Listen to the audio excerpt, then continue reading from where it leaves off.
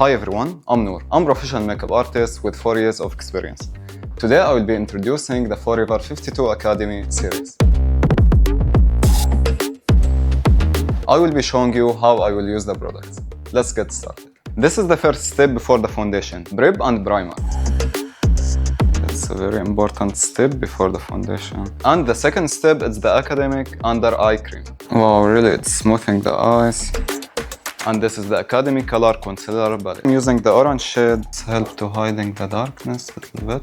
The green shade to reduce the redness where you find little red in the face. This is the academic foundation. It's waterproof, long-lasting, medium to full coverage. I mixed 3 colors just to be close to the model's skin tone. And we did half just to show you the difference. Applying the concealer under eye, we have to make sure that we blend everything. At this moment, the skin already looks smooth and glowing. We started by preparing the skin. We followed up by color correcting the foundation and the concealer. Ready for the next step. Little bit under the eye. I have to use the academic loose powder. It's soft matte finish. It's control the oil up to 8 hours.